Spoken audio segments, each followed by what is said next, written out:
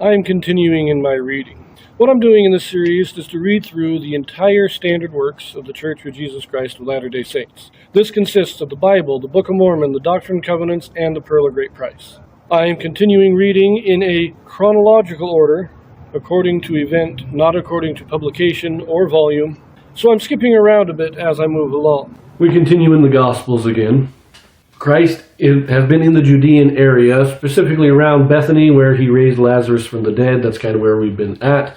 But he is now heading into Jerusalem. And what we read last was on the way into Jerusalem, he is talking to the apostles and explaining to them what is going to happen, that he is going to be arrested, he is going to be condemned to death, he is going to be persecuted, scourged, spit on, and eventually killed, but he will rise again the third day, as all the prophets have spoken of in the past.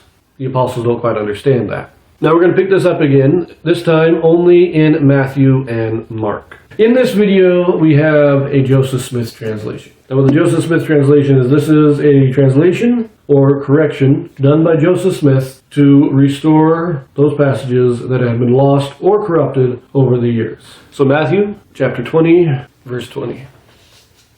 Then came to him the mother of Zebedee's children with her sons, worshipping him, and desiring a certain thing of him. And he said unto her, What wilt thou? She saith unto him, Grant that these my two sons may sit, the one on thy right hand, and the other on thy left, in thy kingdom. But Jesus answered and said, Ye know not what ye ask. Are ye able to drink of the cup that I shall drink of, and to be baptized with the baptism that I am baptized with? They say unto him, We are able. And he saith unto them, Ye shall drink indeed of my cup, and be baptized with the baptism that I am baptized with. But to sit on my right hand and on my left is not mine to give, but it shall be given to them for whom it is prepared of my Father. And when the 10 heard it, they were moved with indignation against the two brethren. But Jesus called them unto him and said, Ye know that the princes of the Gentiles exercise dominion over them, and they that are great exercise authority upon them. But it shall not be so among you. But whosoever will be great among you, let him be your minister, and whosoever will be chief among you, let him be your servant. Even as the Son of Man came not to be ministered unto, but to minister, and to give his life a ransom for many. Before I continue, there seems to be a lot of noise over here, and I do apologize for that. But the sons of Zebedee, this is James and John. Peter, James, and John are the first presidency, and this is James and John. This is their mother coming and asking this favor. I actually get the impression that it was not their idea. I think it was their mother's idea, and they went along with it because it was their mother. And Christ is saying, I can't give you this. This is not mine to give. Because Christ, even though he is God, even though he is the Son of the Father, and he has great authority, the final authority is still the Father. And as we read in the Joseph Smith translation, Christ was himself ordained to his position as the Christ by the Father. And so only the Father has that authority. And that's what he's saying. Look, those who follow me, they will be, I can bring them to heaven. But to sit on my right hand and on my left, that is something that only the Father can determine. And it will be up to him who gets that honor. Now, when Christ says this, the 10 are getting kind of upset, saying, how dare they think they are better than us? Because even in their minds, it's still, they're going to be at this time still, they're thinking of earthly kingdoms. Christ is going to be the king, and they're going to be the ministers. And the idea of sitting on the right hand of God is to say, you are going to be second to Christ. He's going to be the king, and they're in essence asking to be kind of the vice presidents, the princes over everybody else. And that's why the 10 are a little upset at this, because they think that they want their own honor. They want their own glory. And Christ is saying, you're thinking about this all wrong. Don't think about this as an earthly kingdom. Think about this as a heavenly kingdom. And in that kingdom, the servant is the best. You're not going to have authority over others to rule over them. You're going to have authority to minister to others, to help lift them up, because that is what the kingdom of heaven is about. And we can see even now, the apostles still do not fully understand what Christ is teaching. They get the basics of the morality, but the structure and the authority of the kingdom, they're still got in their mind that it's going to be an earthly kingdom. And Christ is still trying to correct them on that. So now let us look at the Joseph Smith translation of Matthew here. In verse 20, instead of worshiping him, it is worshiping Jesus. In verse 21, we have this correction, What wilt thou that I should do? And she said. And then later on, one on thy right hand and the other on thy left. Minor clarification, you might say.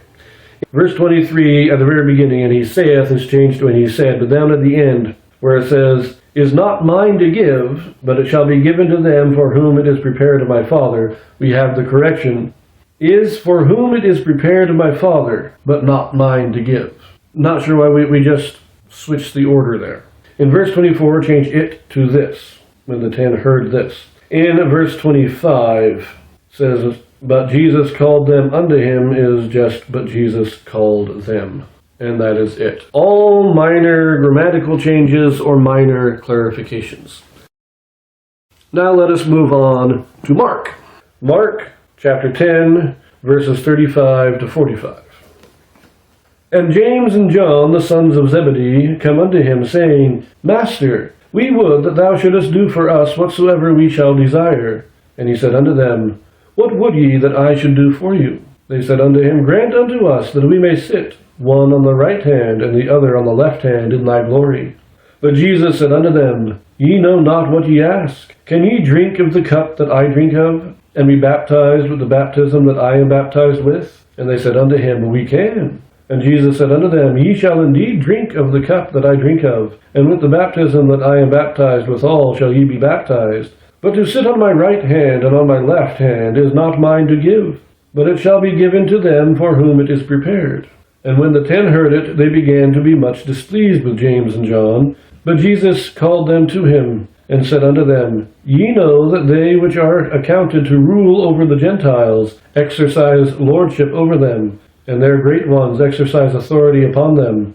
But so shall it not be among you, but whosoever will be great among you shall be your minister. And whosoever of you will be the chiefest shall be servant of all. For even the Son of Man came not to be ministered unto, but to minister, and to give his life a ransom for many.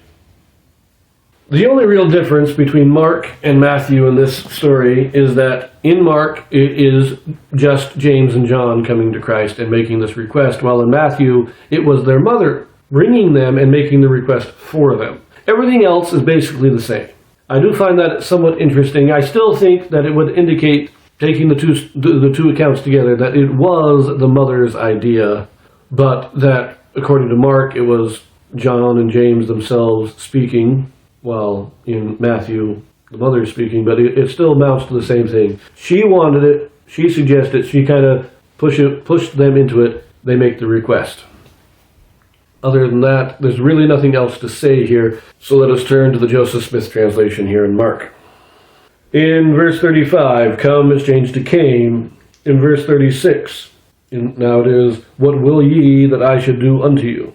In verse 37, that last part is now, and be baptized with the baptism that I am baptized with. Again, minor clarifications. Verse 40, instead of, but it shall be given to them for whom it is prepared, it is, but they shall receive it for whom it is prepared. Now in verse 41, we take out the word it at the beginning, and when the 10 heard. Verse 42 has a number of corrections. Let us read the whole verse here. Now says, but Jesus called them and said unto them, ye know that they who are appointed to rule over the Gentiles exercise lordship over them. And then finally we have in verse 43, but so shall it not be among you is corrected, but it shall not be so among you. Minor, all of it really, minor grammatical corrections and clarifications. So let's just leave it there. We'll pick this up in our next video. Will again be combined in multiple Gospels, so I'll see you there.